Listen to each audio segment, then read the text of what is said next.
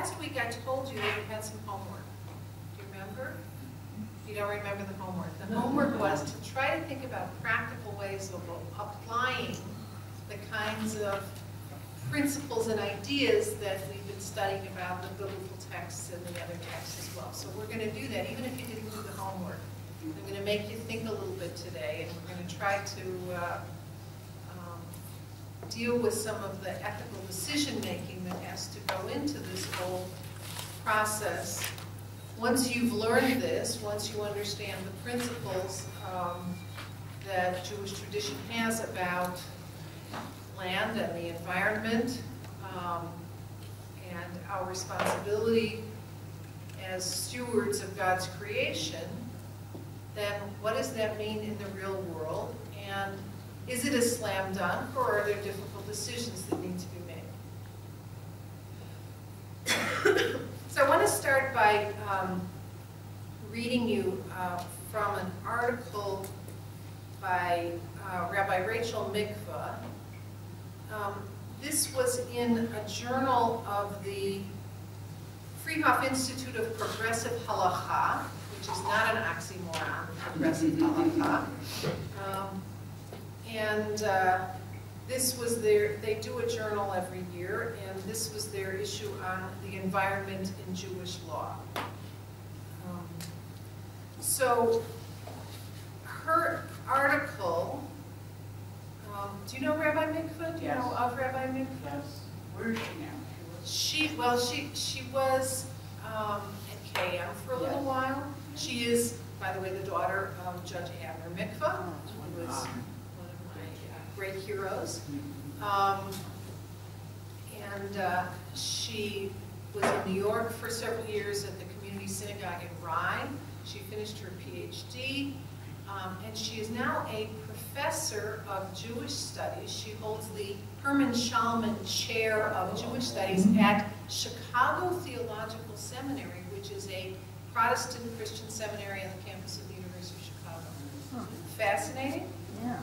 So, and she's terrific. Anyway, so this was an article she wrote, 10 years ago or so. Or was published 10 years ago, anyway. On when values collide, economics, health, and the environment.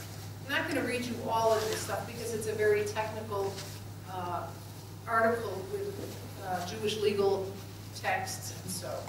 But I just want to read you from her introductory paragraphs.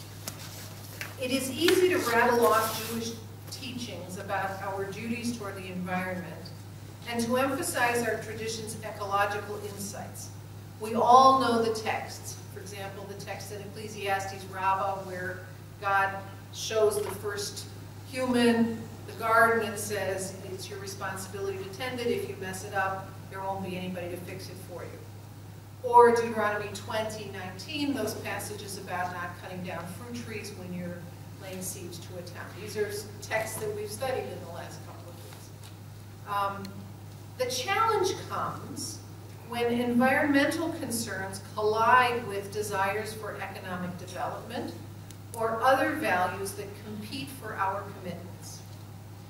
What do we do when the rewards of environmental protection, species preservation, and human health, for instance, seem to come at the expense of global trade, job creation, or economic opportunity? Addressing this kind of tension is, in fact, one of the strengths of Jewish tradition. The classic rabbinic text of Talmud focuses much of its analytical methodology on balancing priorities and ranking the status of one mitzvah relative to others. Also, since the halachic tradition is a pluralistic one, that is, they cite the minority opinion as well as the majority, they don't just say, ha, we win, sorry for you. It offers a perspective almost unique in today's politicized discussion of these issues, an acknowledgement of value on both sides of the debate, and a nuanced response that attempts not to oversimplify or exaggerate the problems. So she points to the basic tension between between the notion of our being those who are to till and tend the garden, as the Bible says, or as opposed to those, thank you so much, who read the passage in Genesis. Thank you so much, Nana. Read the passage in Genesis, Umil'u et ha'aretz v'chivshuha, fill the land and master it, as granting humanity absolute authority to do what we want with the natural world, as opposed to those who insist that that gives us only the responsibility to protect and tend it. So, you know, what is our responsibility? Is our responsibility to master the natural world and use it for our purposes? And is that any different than tilling and tending? So, I mean, maybe it's a difference in attitude, or maybe it's really saying the same thing in different words, but there's a tension there, and that tension has been discussed in religious texts about the environment over the centuries, I would say even over the millennia. So, I'd like us to try today to put some of these practical questions, some of the kinds of principles that we've learned about, and take from them practical questions, and how do we put them into our personal and communal practice. So let me give you an example to start with, because I really want you to do some of the thinking about this, and maybe you have thought about this, and I hope that these kinds of things have been percolating as we've been studying the texts over the last couple of weeks. We have this principle of bal tashchit, do not destroy, right? And we learned that from the story about not chopping down fruit trees when you go to besiege a city in wartime. We all remember that passage? And the rabbis extrapolate from that means also don't be wasteful. Don't waste anything. Don't tear something if it's still functional. Don't, you know, all different kinds of things, but they extrapolated from that. The notion of bal tashchit doesn't just mean don't destroy a specific natural or manufactured object, but don't waste things altogether.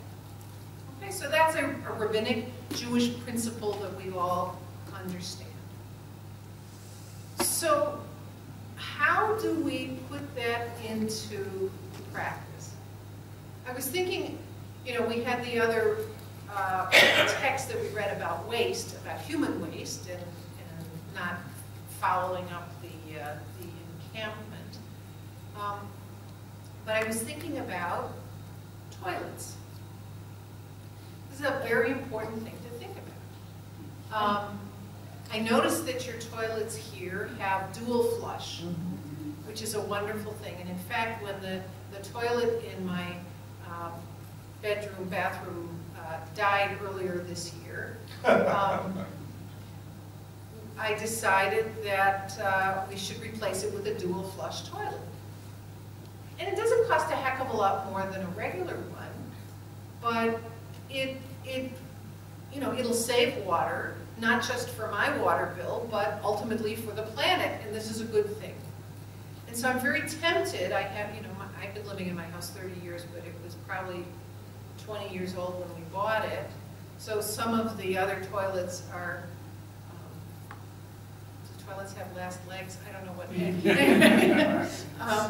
But they're, so as they bid farewell, we will replace them also with dual flush toilets. And it's so ordinary in Israel, in Europe, that seems to be the standard, where it's very unusual here, because we've always made the assumption in the United States that there are endless supplies of everything, and we can be, everything is, and we've designed things based on a notion of plenty.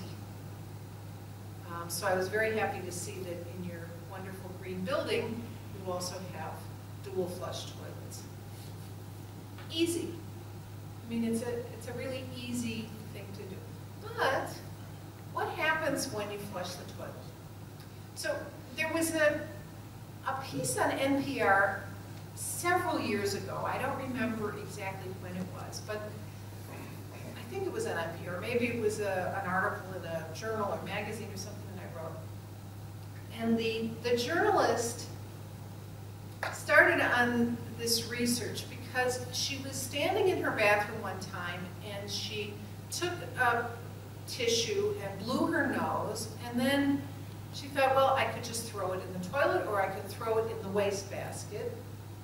Which is better environmentally? Now, this is a very minor question, but in fact what she did was follow the research of what happens to what goes down the toilet, what's flushed down the toilet, where does that go and what happens to it, and what happens to what goes into the garbage and into the truck and into the landfill or wherever it goes. And I think it ended up being kind of a wash. They were equally not so great. But what struck me about that whole piece was that we don't think about that most of the time. We just toss. I mean, we're not tossing it out on the street, so we're not littering, right? We all grew up telling us not to be litter bugs. But what happens to the waste from our comfortable lifestyle? So this morning I brought my water bottle because I have a philosophical objection to bottled water. In a place where the water is clean, why would anyone buy a plastic bottle that's made out of petroleum that is then filled in a factory that gets water from the tap, basically? Maybe it filters it, but the water in my house is filtered because we have a filter installed, so we can, there's lead in the pipes at home, what can you do? So we have a filter for, and then the bottle that gets filled from some tap in some factory where they put, you know, a lovely name on it like Mountain Spring or, you know, whatever, River Valley or whatever. And then they put it into these plastic bottles that are manufactured out of petroleum in a factory that probably uses a whole lot of fossil fuel to run the factory. They put it into the bottles and then package it in something else and then put it on a truck that uses a whole lot of diesel fuel to schlep it to a warehouse that then packages it some more and then schlep it to the store, and then somebody, and then you have to, you know, then you buy it and you put it in your car and you take it home. When you could just take a bottle that you can reuse all the time and take the water from where you get your water to make coffee or just drink or whatever. When you make soup, you don't go out and buy a bottle of water. The water that we have, we are blessed to have clean water. So why do we do this? And have you noticed in the last 10 years the explosion of the notion of bottled water? We have designer bottled water that will cost you, $3 a bottle or something for the same thing that comes out of the same tap. And if we buy it, then we're buying into that notion that everything is disposable. We drink the water, and then what do we do with the bottle? A lot of people just throw it into the garbage and it goes into the landfill where it will never degrade into anything. It'll just stay in Mount Trashmore forever, right? Or you can put it in the recycle bin, but then it's got to be further processed and use more energy to process it into something else. I don't understand this. Yeah. One argument that could be made, and I'm not saying pro or anti-bottled water, is that in the cycle you just described, there are many people employed to do that work. And it's sort of like when we were in restaurants, my husband will start putting plates, I said, don't do that, it's someone's job, their livelihood depends upon clearing tables.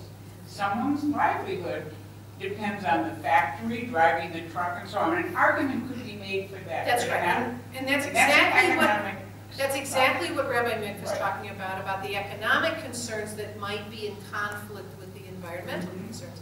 But could there not be, in a different model, other kinds of jobs based on environmental sustainability rather than environmental waste? You know, there isn't quite the profit margin in that yet. One can be hopeful and messianic about such things. But somebody's making a lot of money. I mean, several of those bottled water companies are owned by, you know, the Coca-Cola company or various other multinational corporations that are making a lot of money. And my guess is that those workers who are, you know, doing the various processes are not making a whole lot of money on that. But, you know, we have a market based on constantly manufacturing more and more and more and more, and much of it has to be disposable and expendable because otherwise you wouldn't need to buy more. Did y'all hear Pope Francis this week? The Pope made an amazing statement about the economy, saying that this economy is basically wasteful and that people don't need all of that stuff, and that we should consider, you know, the gap between the haves and the have-nots. And you know, I mean, there's an amazing. He was accused of being a communist by That's some right. right-wing Catholics. That's right. He was accused of being a Marxist, Yes. and he said no, he does not believe in, you know, he doesn't think that Marxism is the way to go, but he knows some people who consider themselves Marxist, and they're good people. So that's quite radical for a pope. Way to go, Holy Father. Yeah. That's right. So think about waste. Now, this is something I think about a lot, and maybe I'm just sort of obsessed with this sort of thing, but I try to decrease the amount of waste that I produce as much as possible. So I compost. Any of you compost? Okay. Now, it's really easy. I have a nice little compost bin on my, you know, little thing on the counter, and although the last composting I did for the winter was last Friday, because once it snows, then our compost pile is way out in the back of the yard, and I can't, you know, it doesn't really work well in the snow. Yeah. So you have to do as my daughter did. I bought her one of these portable ones that's stuck outside the window. So she opens the kitchen window. Now, there's a thought. There's a thought. Well, my kitchen is up and there's a deck, and it just wouldn't work to have the compost on the deck. But most of the year, I will certainly start by Pesach, composting again, because that's when I do a whole lot of cooking and there's a whole lot of vegetable matter. But everything that is plant-based goes into the compost bin. So that means my coffee grounds, you know, and the filter, because that is also compostable. And Do the Keurig cups go in there? now, Keurig cups are a problem. I mean, I think it's a really neat machine, but think about how much plastic is being wasted every time. Now, they do have reusable things that you could fill, but that kind of takes away some of the convenience of just taking that nice little cup, but it's a nice little cup made of plastic. That isn't, I don't think it's recyclable either. And so it's also not biodegradable, so it goes into the landfill. And it's a, you know, I mean, yeah. All the plastic containers, if you look underneath, 1 through 5 are recyclable. Right. 6 isn't. 6 is. So I always look, and we have I'm in a high-rise, we have a bin, recycle bins in the garbage. Right. And so. In Homewood, where I live, we have curbside recycling, and they pick up paper, glass, metal, plastic, all of it curbside. So we just put it into the bin and the truck comes and they sort it. And it's very nice. And they do 1 through 5, but not 6. But still, I want less and less to be put out. You know, we're down to, with the composting and the recycling, then what goes in the regular garbage bin is usually about 1 bag a week. Because I try to recycle everything. You know, when we finish a box of Kleenex, I collapse the box, and put it into the recycle. The same thing with the box from cereal or whatever it is. And all of the paper in my office or whatever goes into the recycle bin. And certainly all the newspapers. And I carry my little cloth bags to the grocery store, except occasionally I'll get the paper bags because I use those to put the newspapers in to recycle those. And we still do subscribe to the Dead Tree newspaper version, although some of them we get online. So, I mean, maybe I'm just wacko, but I think in a way I shouldn't be the exception. I think that method of dealing with all of this stuff should be more the rule, and we should be more careful as a society. My father, Alav Shalom, grew up in the Depression. He just died in October at the age of 93, so he was born in 1920. So his childhood, from age 9 on, was one of, shall we say, thrift. Extreme. Extreme thrift.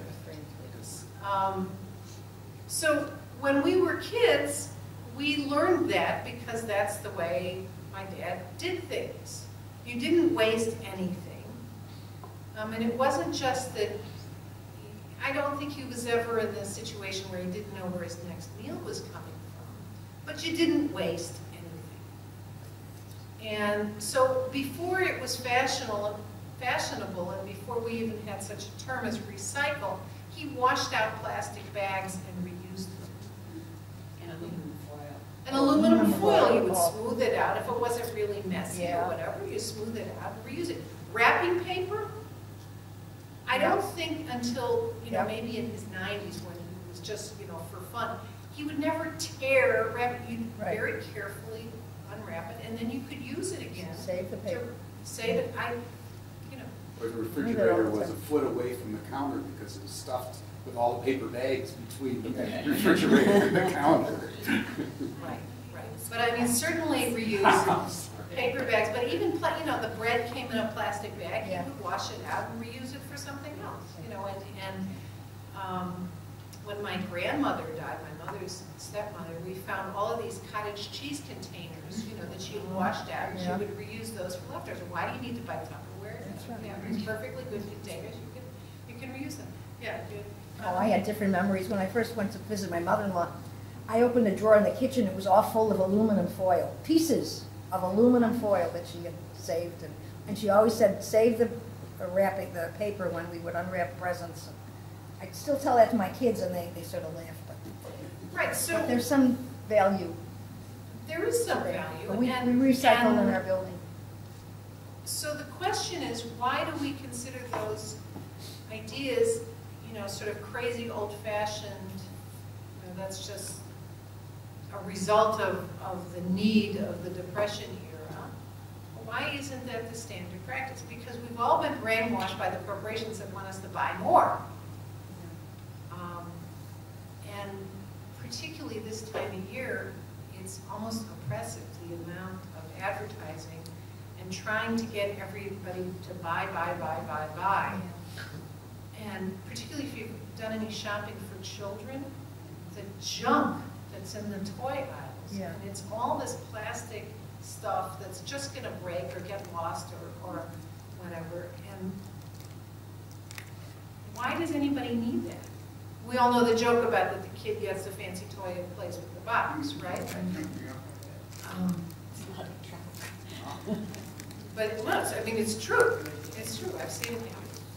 So if the principle is don't be wasteful, how do we apply that? Try to think of 1 or 2 things that you could do in your personal life and in your communal life that could make a difference, that could change from a wasteful practice to a not so wasteful practice? Just take a minute and think about it. Go ahead. Well, this is with books. I live in Evanston, and I just went to the used book sale, and there's also a used book place, and along with Beth Emmett too.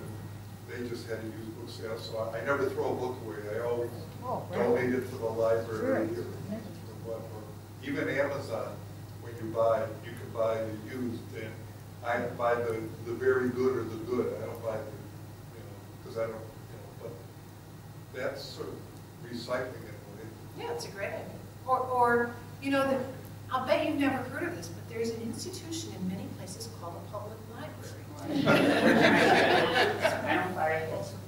So I we support my public library, Right. I find. And the other thing, if you have a tablet or a Kindle or whatever, you can, although I do read some books on my iPad, but I also like holding a book.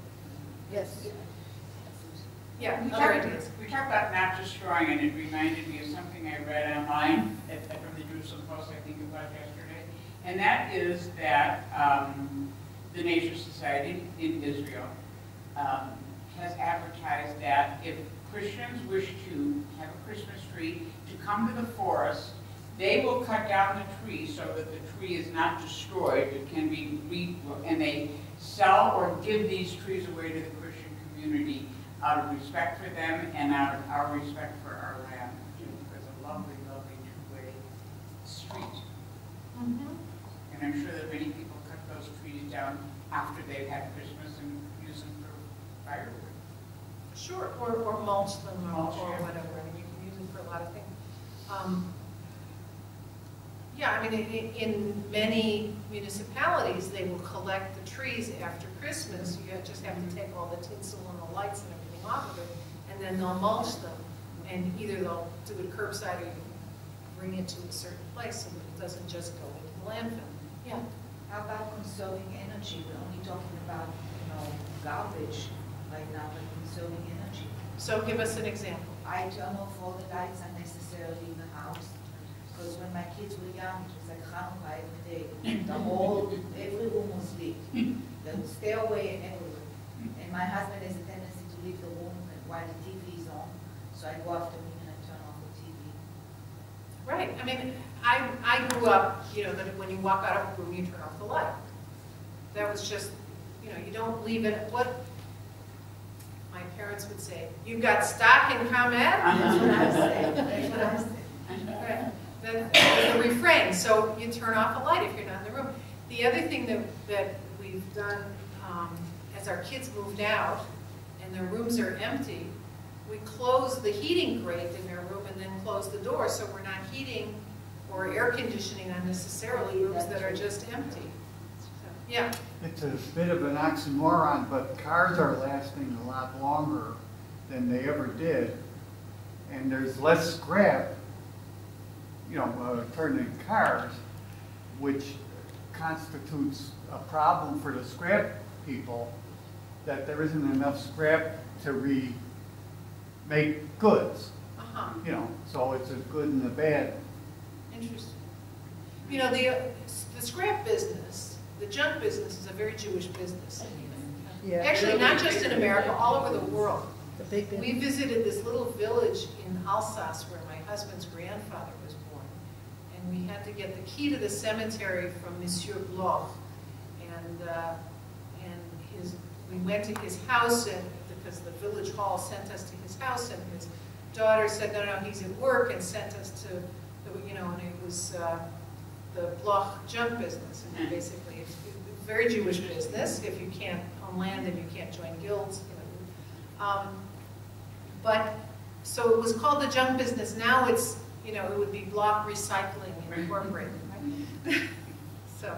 But yeah, that's a problem. But, the question of automobiles and energy is another question too.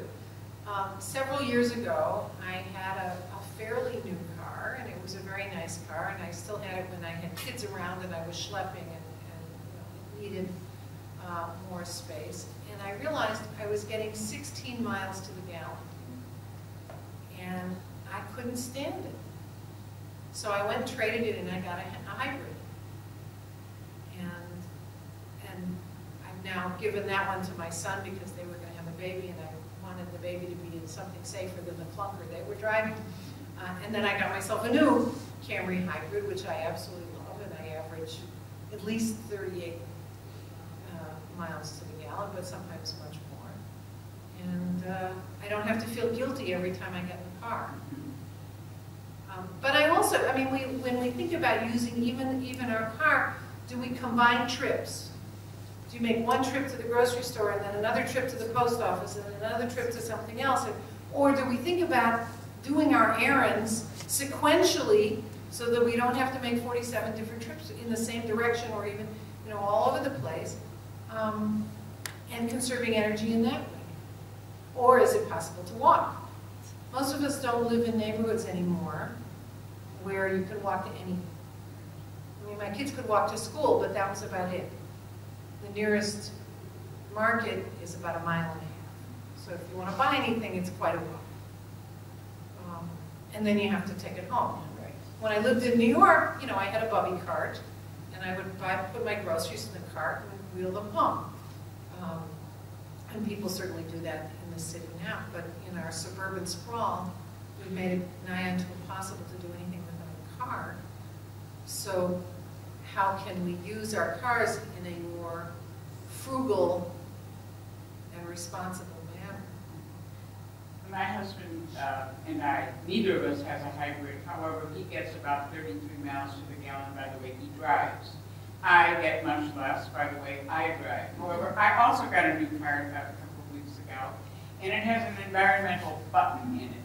And my husband said, "You're never going to do it." I said, "I got it on right now, and we use it all the time." And he said that was because when I start, I go like that, and you can't do that anymore. This restrains rapid starts and also Heavy foot. yes. So even though it's hurtful to me because it's not my style, I figured that's the very least thing I can do, because I found that educating people of my generation is a very difficult thing to do on many levels, and this is one of them. Environmentalism is certainly not a product of my generation.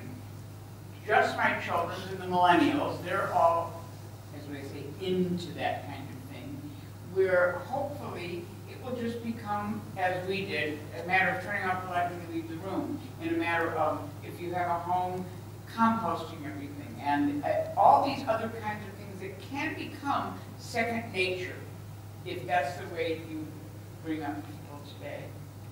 Other thoughts? Yeah. I hadn't thought of it. I've taken my bags to the store, but my daughter-in-law pointed out how many bags we waste in the produce department. And she said, I don't put anything that I can't wash well in a bag. And I see people putting bananas in the bag. Well, you don't eat banana skin, so what difference does it make? Right. Why would you put that in a bag? Right. Or if I'm buying one of something, it doesn't need to be in a bag. I mean, if I have 7 onions or something, it's kind of hard to juggle them when I get up to the grocery, to the checkout. But the other thing is you can reuse those bags. And we do. Now, also people who have dogs and have to clean up after their dogs, then the little bags that the newspapers come in, or the bags from the grocery stores, are useful for that. I think I mentioned last week in some places they actually charge for all the plastic bags. In Maryland, where my son lives, if you go to the grocery store and you want a bag at checkout, it's a nickel. So a nickel for every bag. Now, I don't know if that includes the produce bags. I don't think so, but the grocery bags, those plastic ones that have become the national flower. because they're flooding the trees. It's a good idea, but who gets the nickel? I think this, well, I don't know, it may be a tax. I think it may be a tax and it's to the municipality, and they could use it to clean the streets or whatever.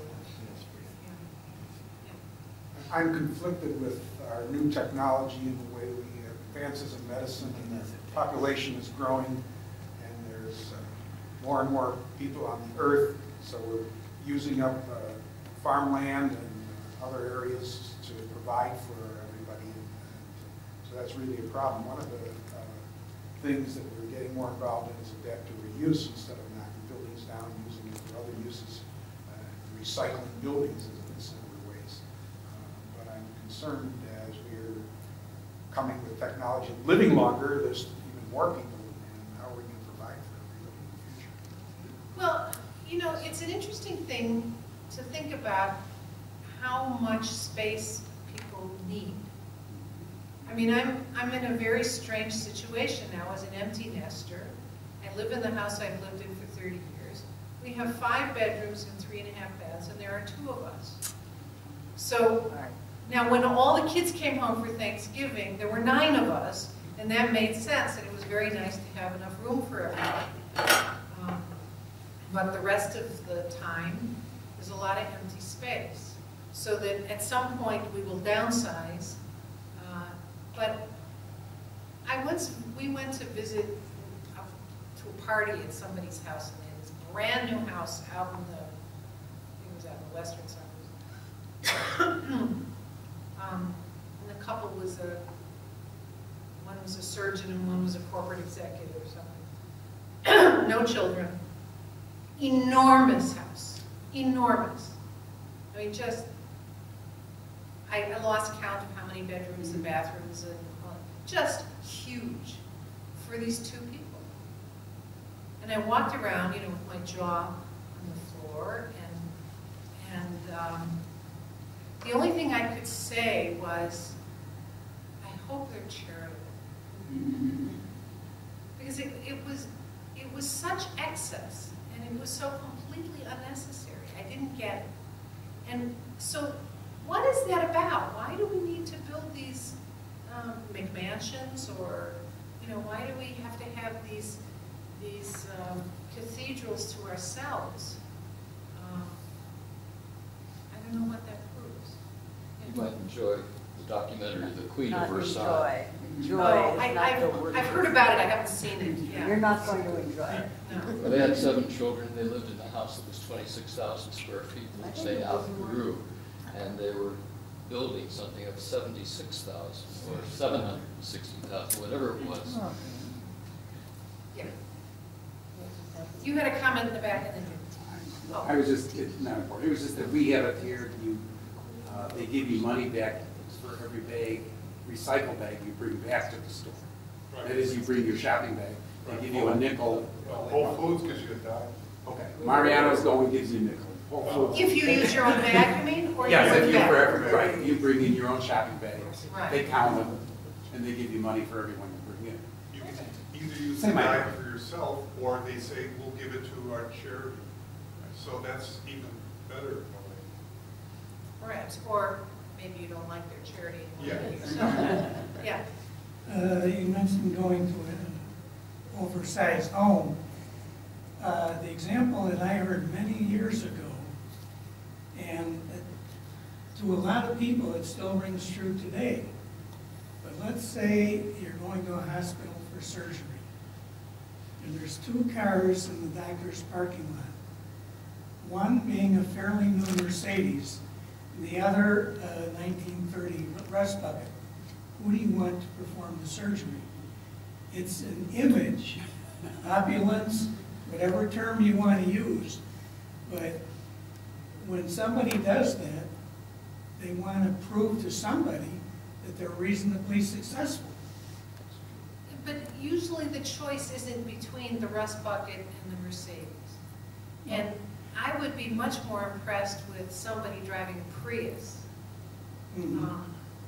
So, you know, even, or even a Lexus hybrid or something. I mean, in other words, I'm not impressed by bigger means better and fancy, more expensive means quality. And I think it has absolutely nothing to do with one's skill in the OR. Oh, I So that it's perception. it's a perception, but I think it's an erroneous perception, and I think we've screwed up our ideas of what success means. You know, in all of our professions, there are definitions of what makes you successful. And I guess I'm the poster child for this small congregational rabbinate, because it was always bigger equals better, and the successful rabbi is the rabbi of the mega temple is.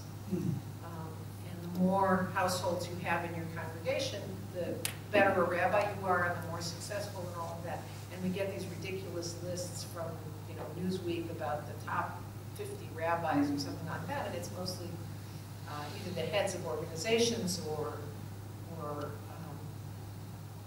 mostly men in large congregations. And I was on that list for a couple of years when I was president of the CCAR, but it was a joke. And I was only there by virtue of that, but I had to decide for myself that my rabbinate was successful in my little congregation, because I guess it's just a question of the size of the pond. And so I wasn't influencing as many people, but maybe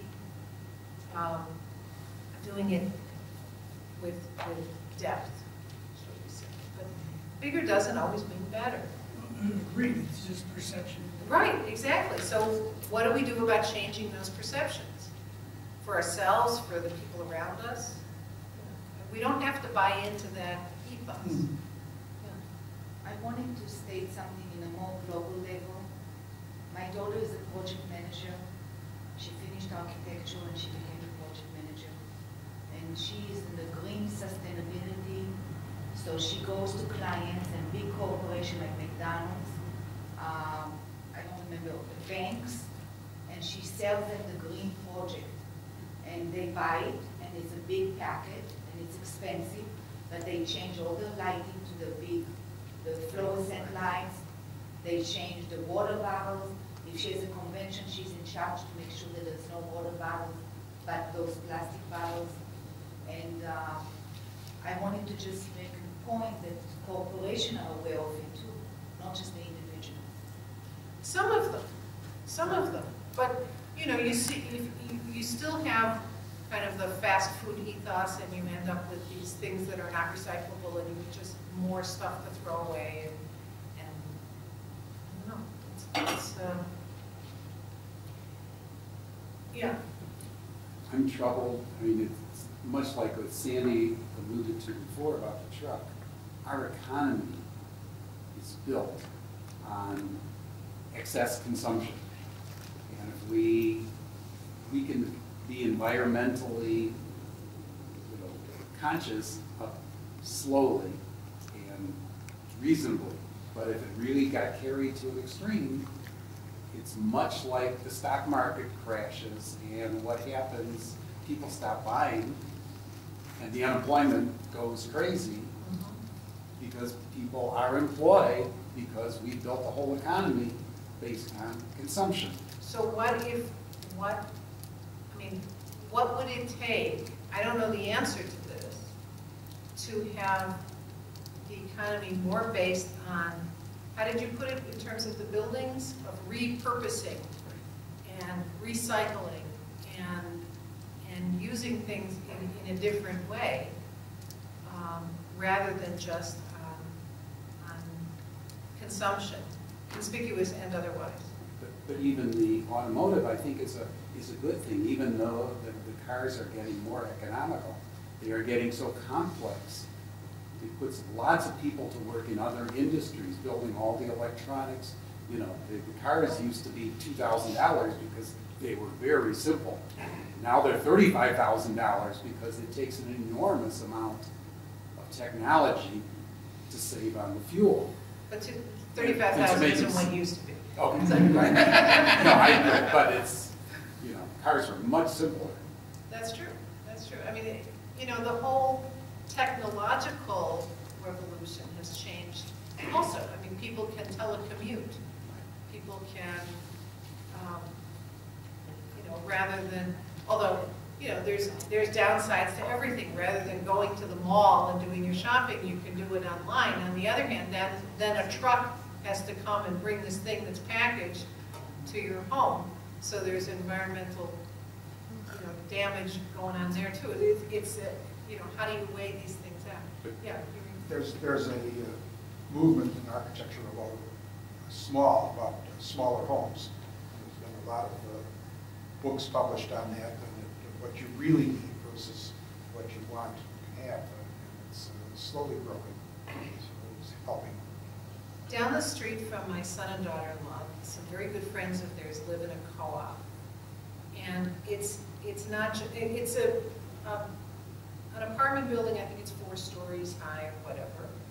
And it was purposely designed so that people who didn't necessarily need extra bedrooms wouldn't have to buy apartments with a guest room. So on each floor there's a guest room. And so it's a bedroom and a bath. And so you reserve it when you're going to have guests. Oh, for God's sake. Isn't that clever? They got a name for it, it's called a hotel. It's in the building. It's in the building and it's right there, so you don't need to go to a hotel. You can be just down the hall from your family or friend or whoever you're visiting. And I've stayed there many times because when I go to visit my son, rather than staying at the hotel down the street, I can stay in this guest room, courtesy of their good friends. It's a very clever idea. And do they pay a fee to use it? Yes, they pay. And then It's steep. It's $20 a night. Oh, boy. And who cleans it? Who maintains it? The co-op, the people in the whoever hosts the guest, then cleans the room. And people have left, you know, their little shampoo things or whatever. I mean, you have to bring your own linens. Yeah. And, or maybe they have somebody who cleans the building, you know, occasionally or whatever, cleans in between. Or maybe it's just a thing that they take turns doing. It's a good idea. It's very clever. It's very clever. Is it in Maryland? Yeah, it's in Silver Spring. So Yeah. that we have a son in Maryland. Yeah, I mean, it's very clever, and so the people don't have to have an extra room in their apartment that they wouldn't be using 95% of the time. That's very clever. Where my mother-in-law lives in a retirement community, they have a couple of guest suites that you can rent if you have company. So it's basically like a studio apartment that can be available if you have family or friends coming. I don't know what the rate is, but it's a very clever idea for apartments or retiring communities or something like that, so that there isn't necessarily a hotel right nearby or whatever, so that you don't need to have a larger space that's yours all the time if you're not going to use it this much of the time. So I guess, you know, when we talk about some of the other principles we studied, we also talked about the notion of tithing. So does tithing, with this obligation to share, right, to a tenth of what you produce, what does that say about, you know, dare I use a Marxist term like redistribution of wealth?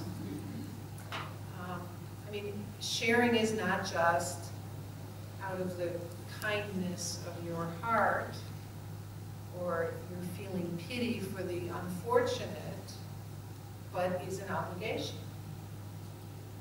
So all that you have is not necessarily all yours. That's the principle. It's an interesting thing. Also the notion of the sabbatical year. We talked about it's called the Shemitah in Hebrew, the sabbatical year, that every 7 years the land needs to rest, just like we get Shabbat every 7 days.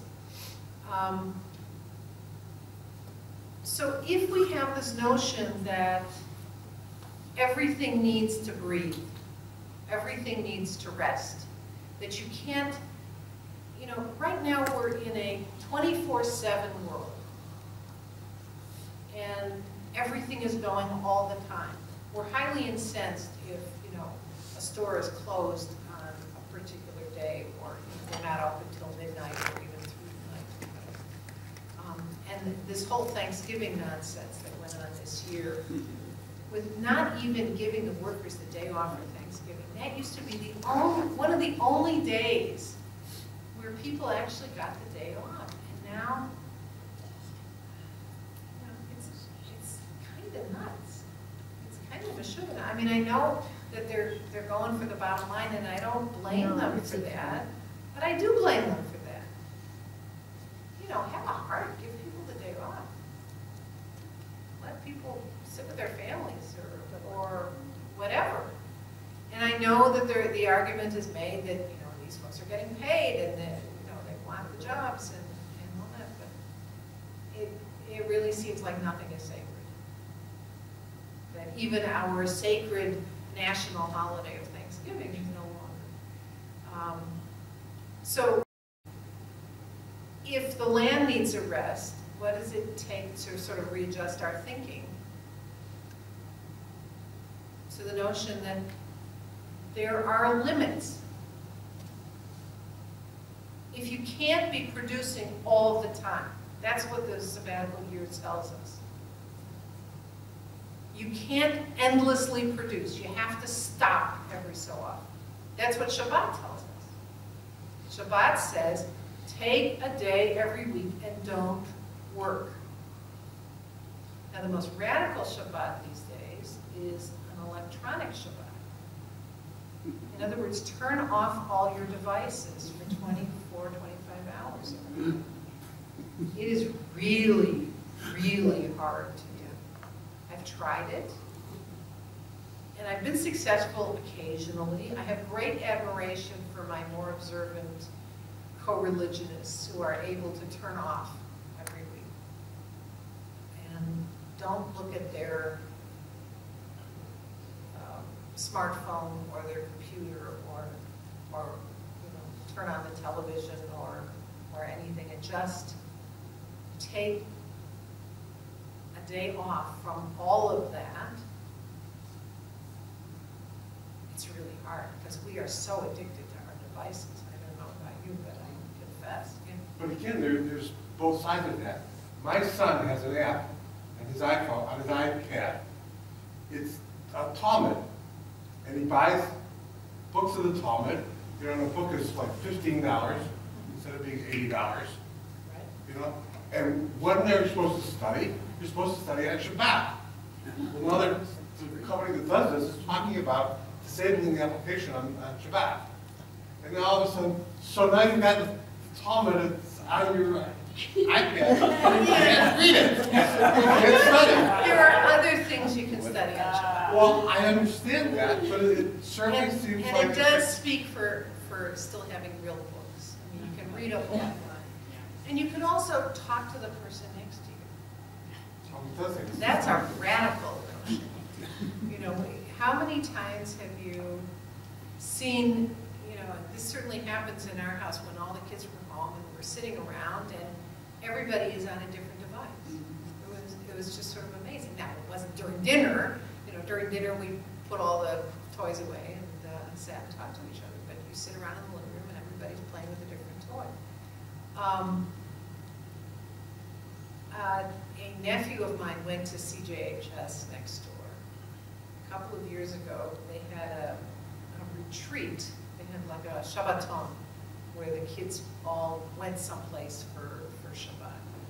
And now it's a pluralistic school, and they don't enforce on everybody. And I guess one year they said, you know, no electronics on Shabbat. You can't use your cell phones or your whatever. And the following year, I guess somebody had raised an issue about that, and they said, you know, okay, follow your own conscience, your own personal practice, whatever. It's permissible. You can, you know, make your own decisions. He said it was a terrible retreat. That everybody was just texting the whole time, and they didn't talk to each other. And he was very upset. I mean, this is a kid who comes from a Reform home went to, it's a technically conservative high school, but it ruined the spirit of Shabbat because everybody was using electronic devices and not talking to each other. So, the technology that makes it easier for us to rest becomes also a kind of, we become enslaved to it. So it's not easy to turn it off. It's really not. I would challenge all of us to try it. Not every week, maybe every week. I mean, it's up to you. But try it once. I don't mean don't turn on the lights. I think that the whole thing with electricity, my personal opinion is they got it wrong. That somebody, when electricity came around and electric lights and all that, somebody equated electricity with fire, and since the Torah says you shouldn't light a fire, they said, okay, you shouldn't turn on the light. I think they got it wrong. I think there could have been a way of saying, this isn't exactly the same thing. I understand about not cooking, and because you actually are using, but just turning on a light or whatever isn't such a big deal. But that's my interpretation. And they've gotten around it now anyway with timers and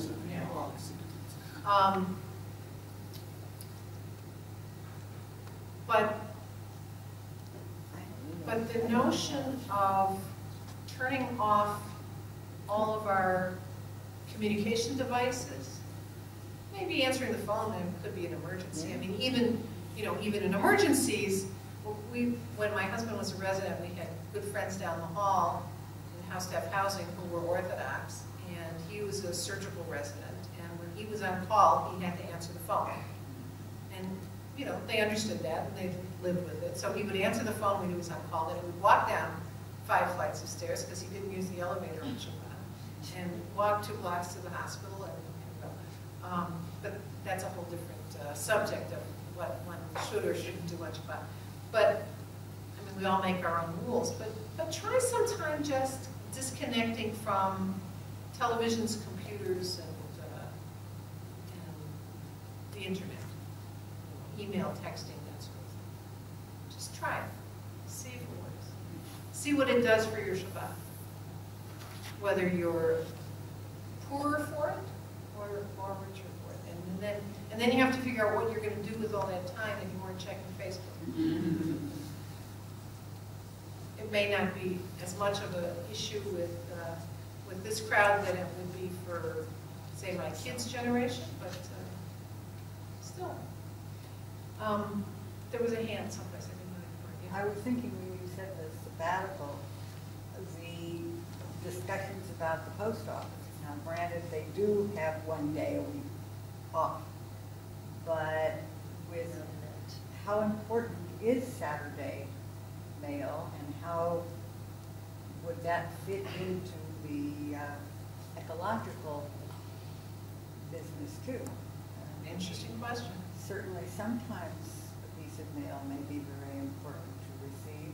Most of the time, there are bills that could be a day or 2 late and wouldn't really hurt anybody. Right. Or ads from the person. Yeah.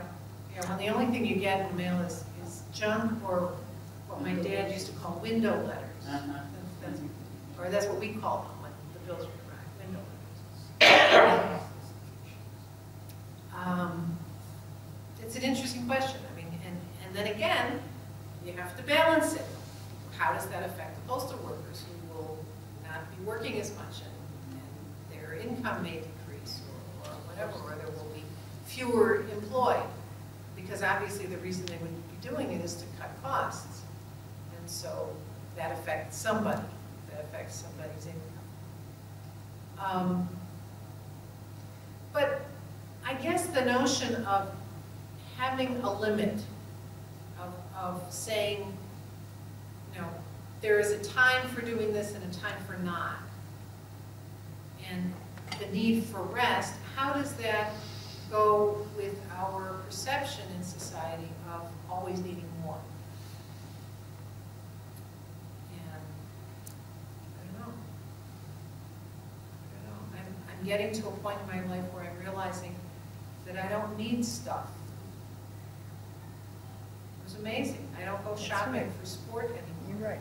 Except to buy for my grandchildren. But I don't need more clothes. What a shocking notion.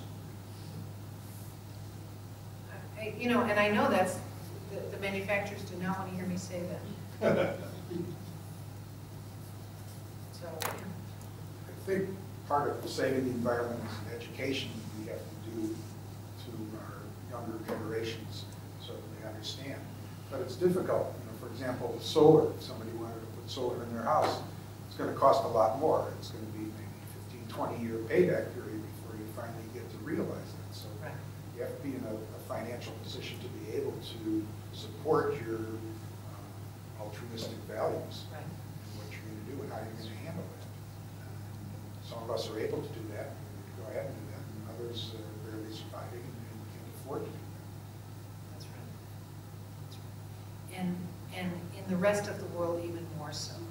You know, in the old Soviet Union, they had these huge power plants that would just pump the, you know, the heat. I don't know if they used gas or coal or whatever it was. And so the buildings were heated all the time, overheated all the time. And it was just, but at tremendous cost in terms of pollution and you know, all of that kind of stuff. And, you know, how do you retool a whole society that is based on cheap labor, cheap materials, into a more responsible use of resources? And it's a long process. Long process. It seems that all the things that are good and important for us come at a financial price to the consumer, to the user. An example, the solar heating thing. People who choose to eat organic food have to pay more at the grocery store than those of us that doesn't become important. There are 101 different things that one could think of that are good for us and cost us financially more than the junk stuff. And I think that in a market-driven society, you know, and with an economist for a brother-in-law, that's where it's got to start. It's got to start at that level. And talk about retooling plants in Russia. This is retooling a societal mindset that's been a part of our culture since probably the beginning of the country. I mean, if you look at agriculture, they're using a whole lot of, you know, pesticides and artificial fertilizers and all of that kind of stuff to grow things abundantly and cheaply that may have implications for our health and the health of the watershed and, you know, all kinds of things like that down the road. So at what price, do you remember the song, They Paved Paradise and Put Up a Parking Lot, the Joni Mitchell song, where she says, hey farmer, farmer, put away your DDT now, give me spots on my apples, but leave me the birds and the bees. But will we buy the apple with the spots on it?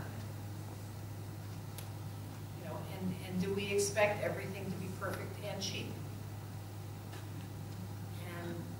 And it's an interesting process of changing expectations. Also, do we assume that we can have strawberries year-round? You know, or do we relearn to eat fruits in season rather than importing them from Chile at great expense and energy? You know, I don't know. You know, there's a blessing in Jewish tradition for eating a fruit the first time in the season. When you eat a fruit for the first time in season, what blessing is it? It's when you know, Shehecheyanu, exactly. That you say Shehecheyanu for first times, right? So on the first night of Hanukkah or all kinds of things like that. But it's also traditionally said when you eat a fruit first time in the season. You know, so the first time you bite into a peach in like July or August when it's really a peach, you know, when it comes from Michigan or just down the road or whatever, and not from South America or not shipped in from California, that it was picked unripe and sort of, you know, now becomes this tasteless whatever. But we've lost them.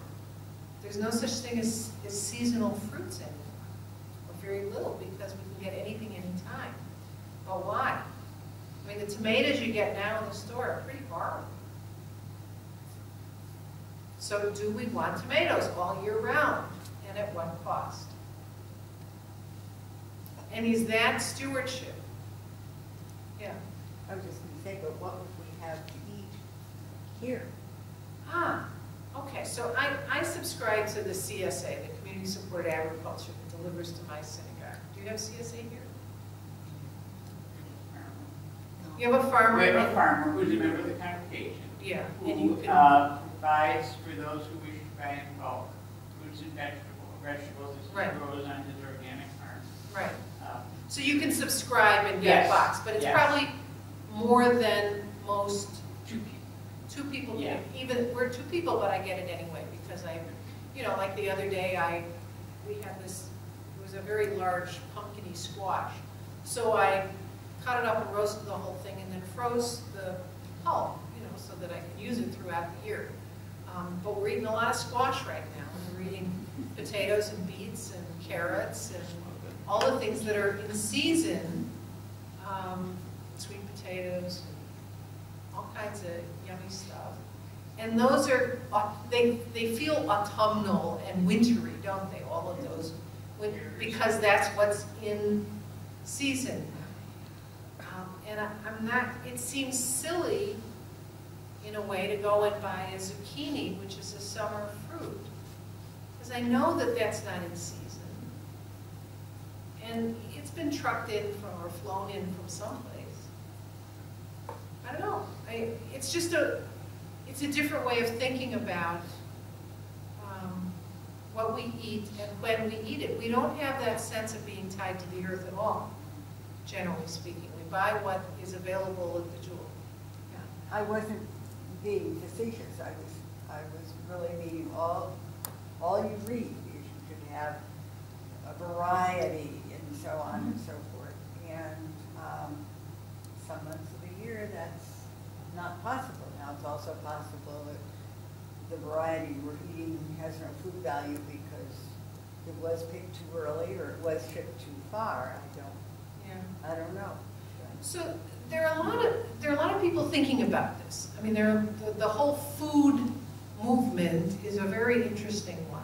And if you want Jewish perspectives on food, there is an organization called Chazon. And they spell it H-A-Z-O-N, chazon.org.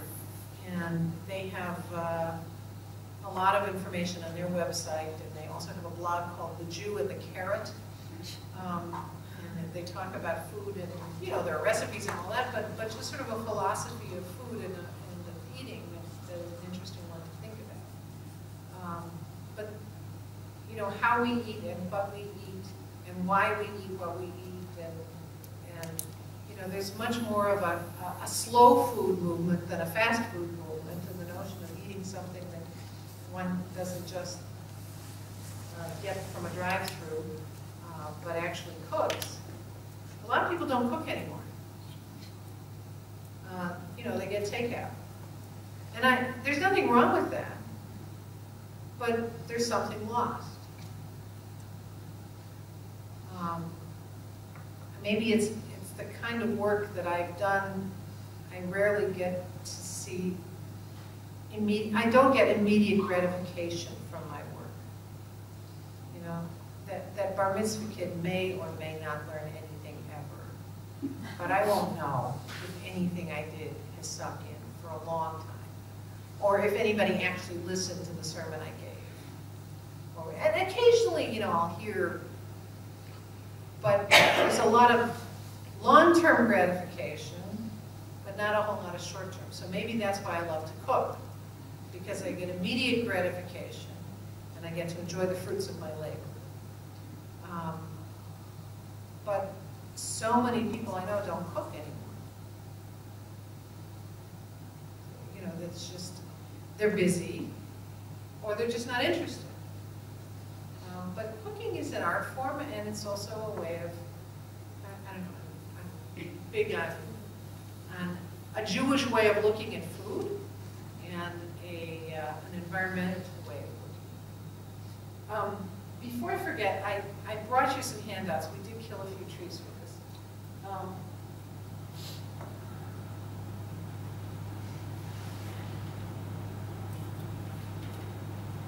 Just a couple of things to think about. There are more than we need, but anyway, take one of each.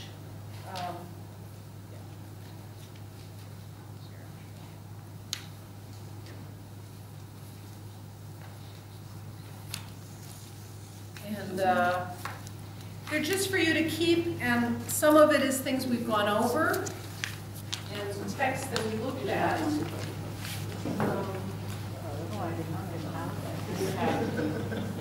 So the blue one is, I'm sure there are extras. I think they made more than we needed.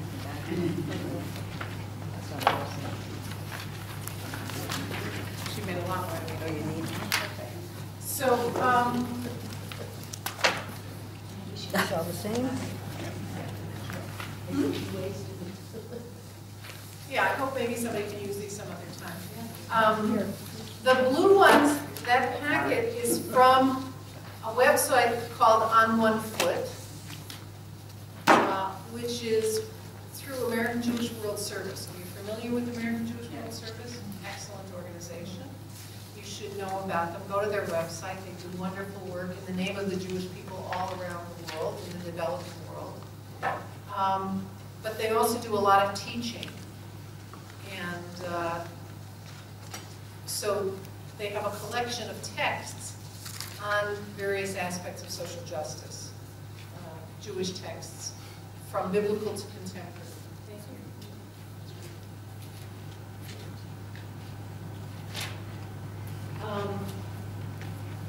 So I just printed out 10 teachings on Judaism in the environment, and at least I want you to notice that we did it two-sided, so that for a 10-page document, we only used 5 pieces of paper. But these are just some of, he prepares these various teachings that we can glean from the various texts that we've talked about, and how to think about them, and with discussion questions. So I don't want to go over these with you, but I wanted to give them to you to continue thinking about them and to discuss them with your friends and your family and think about how that might affect you. And the other one is specifically on the notion of Bal Tashchit, and it looks at the sources, and most of these are sources, at least the biblical sources we looked at, and then it goes into some of the rabbinic sources and goes a little bit further. So if you wanted to study that on your own a little bit further, you could do that. So I just wanted you to have some of those texts at the ready and be able to look at that. The other thing I wanted us to play with just for a second was some of the responsa.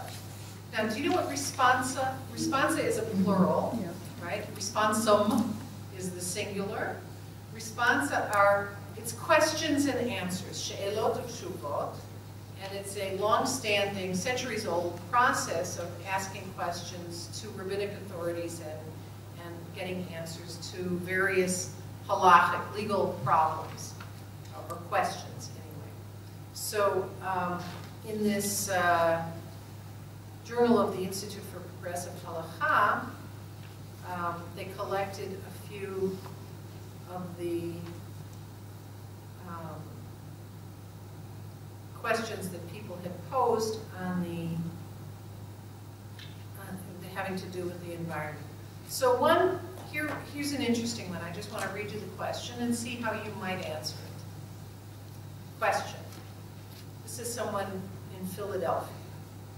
My family owns a tract of land adjacent to a national park. This land is also part of a major watershed and is among the few old forests left in this region outside national parks. The government would now like to purchase this land in order to protect the park itself.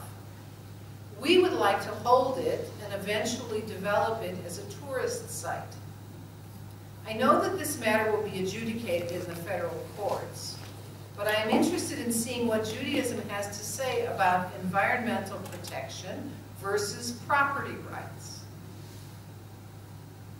So how would you answer Mr. Philadelphia here?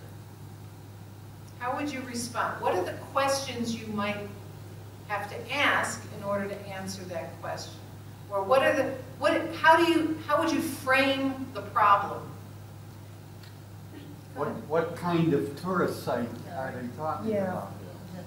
I don't know, but Well, wouldn't you have to know before you make any decision as a government agency or whatever? maybe, but it's his land. I'll play devil's advocate. Yeah, If he but- wants to put up a water park, You can't do it. why? I- It's his land.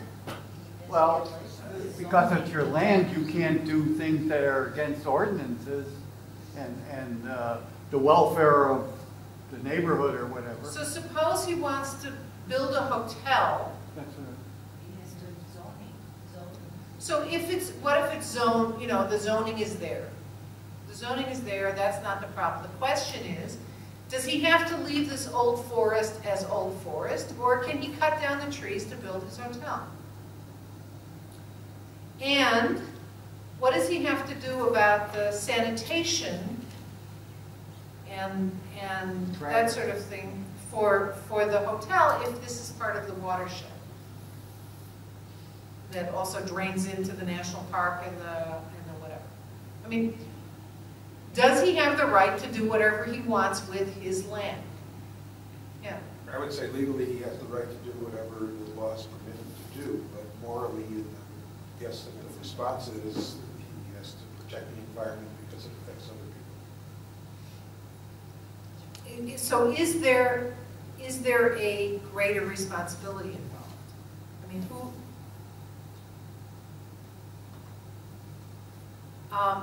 I'll read you the punchline. I mean, I don't want to read you the entire thing. And of course, the rabbi who's answering this goes back and goes to the whole question of, cutting down trees and looks at some of the legal things that we're familiar with already.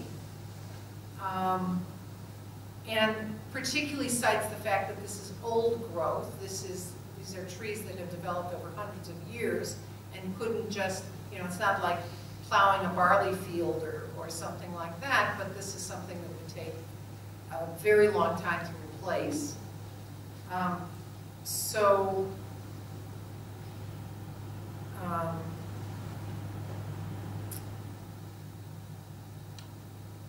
He said the natural world was of no great interest to the tradition. I mean, they didn't see nature as some value. The rabbis didn't see. They would see the conflict between, health concerns or economic concerns, but they didn't see nature in itself as a value. The rabbis didn't set up national parks. We in our own time feel differently and have expanded Judaism's protection of the natural world. This is an area of modern concern in which strong differences of opinion prevail, as in secular law, and the basis for a Jewish environmental law is still developing. However, in this area of the halakha, the interpretation of the tradition is shifting toward protecting the natural world and its public use rather than the narrower property rights. So that's the answer that Rabbi Walter Jacob, who chaired the responsa committee for many, many years, that's the response that he gave. I don't know what the outcome was, but I mean, it's an interesting question. So it's not easy because we do value property rights. We value economic development. And, how do we get people to support our community institutions if they have no means of making wealth? So it's not a slam dunk. It's not easy. There's another question where somebody says, our congregation has found some asbestos in its religious school and discovered that it can be contained at a modest cost. But some parents have demanded its removal, which would cost several $100,000. At the same time, other members of the congregation have petitioned vigorously to use these funds for the rescue and resettlement of Soviet Jews. This was several years ago. What would tradition see as more important? The health of our children or the rescue of the Russian Jewish immigrants? Save the children. Well, I mean, Soviet children here. well, Our children. well, so his response brings in the very, very strong tradition in Jewish law, the mitzvah of pidyon shivuim, of redeeming captives. Because if someone was taken a prisoner, you could sell anything, you could do whatever to rescue a prisoner. And rescuing the Soviet Jews at that period of time was considered pidyon shivuim, that you were rescuing, that was a very important mitzvah. And then the question is, if in the health matter, is it a question, would the containment suffice, or do you have to do the very, very expensive removal? So he comes down on the notion of encapsulating the asbestos and have it checked from time to time, rather than spend a large sum, and then use the money for rescuing. But it's he could have come out differently. And any of us, if we were adjudicating this case, could have a different outcome. But we realize that these are questions that affect people, all of us, affect our lives. And the kinds of decisions we make all the time have implications, sometimes intended, sometimes unintended. And so all of those little decisions that we make, or big decisions that we make, have a kind of a ripple effect. So I hope that I've given you a headache. One of my teachers in rabbinic school said that his job was to give us headaches.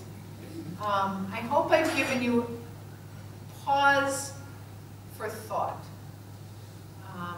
and make you think about, from construction of a building to where you throw the Kleenex.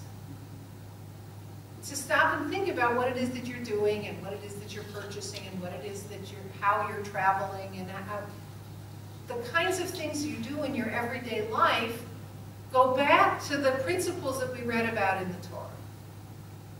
And how we make the decisions in our personal lives and in our communal lives really does make a difference.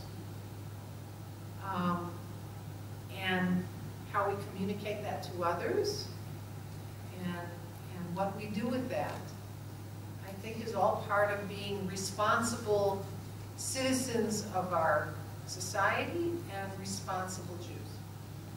So I thank you for the